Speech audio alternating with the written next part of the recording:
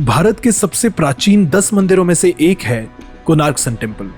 इस मंदिर की बनावट से लेकर इतिहास तक सब कुछ बहुत इंटरेस्टिंग है। लेकिन अगर ये मंदिर इतना कमाल का मॉन्यूमेंट है तो पिछले 120 सालों से इसका मुख्य द्वार बंद क्यों रखा गया है?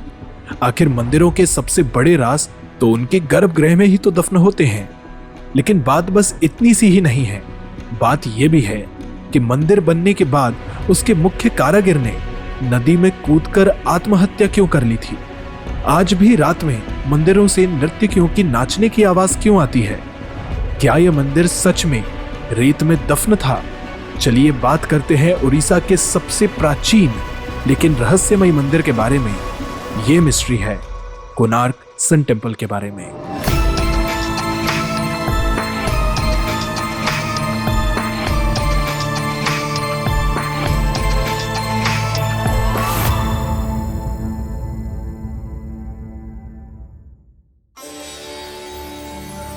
बारह सौ 50 ईस्वी में सूर्यदेव के भक्त सम्राट नरसिम्हा देव मुगलों के खिलाफ कई जंग जीतते जा रहे थे, तो उन्होंने सूर्यदेव को समर्पित करते हुए कोणार्क सूर्य मंदिर का निर्माण करवाया।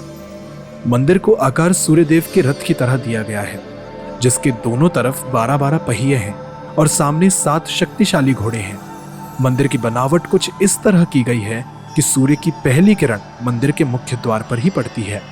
प्राचीन काल में इस मंदिर के पहियों को देखकर लोग वक्त का पता लगा लेते थे और इसीलिए इन पहियों को धूप घड़ी भी कहा जाता है। मंदिर की बाहरी दीवारों पर ऐसी नक्काशी और मूर्तियां मिल जाती हैं जिनसे सारी प्राचीन दंतकथा और वेद पुराणों का ज्ञान मिलता है। अब इस मंदिर की जितनी मुख्य बातें आपको बतानी चाहिए थी वो तो बता दी। अब मुड़ते हैं इस मंदिर के सवालों की तरफ। इस भव्य मंदिर को 1984 में यूनेस्को ने वर्ल्ड हेरिटेज साइट में शामिल किया था। इस मंदिर को बनने में 12 साल की कड़ी मेहनत और 1200 कारीगरों की मदद से बनाया गया था। उस वक्त मंदिर से 2 किलोमीटर दूर चंद्रभागा नदी बहती थी। मुख्य आर्किटेक्ट बिसु महाराणा के बेटे धर्मपदा ने इस मंदिर का काम पूरा करवाया था।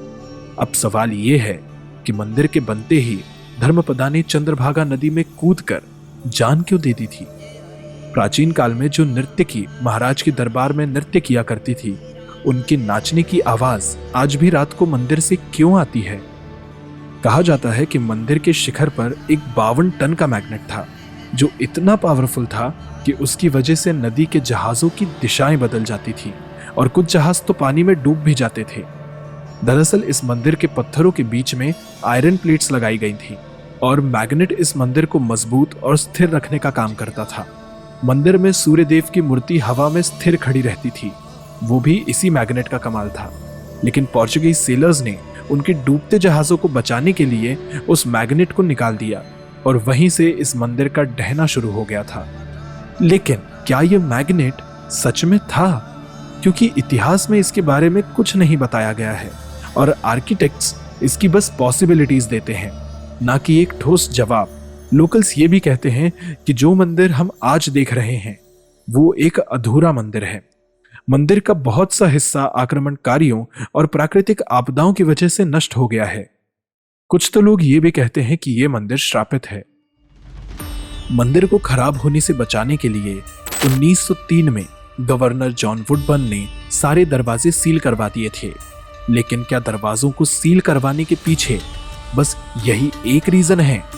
मंदिरों को सील करने से पहले मंदिर की दोनों मुख्य मूर्तियों को निकाल लिया जाता है, जिनमें से एक मूर्ति आज पुरी टेम्पल उड़ीसा में है और दूसरी मूर्ति नेशनल म्यूजियम ऑफ दिल्ली में है। सबसे बड़ा सवाल यह है कि पिछले 120 सालों से इस मंदिर को बंद क्यों रखा गया है? अगर मंदिर कमजोर पड़ गया है तो उसे वापस ठीक भी तो करवाया जा सकता है। लेकिन मंदिर के विषय को सरकार हमेशा से टालते हुई नजर आई है। आखिर इस मंदिर के अंदर ऐसा क्या है जिसकी वजह से इसे खोलना हमारे हित में नहीं माना जाता है? या फिर इस मंदिर के अंदर कुछ है ही नहीं, या अंदर से बस एक खंडर है? जहां तक इन बातों का जवाब कोई नहीं जानता। आपको कोणार्क सन टेम्पल के बारे में क्या लगता है? हमें कमेंट सेक्शन में जरूर बताइए।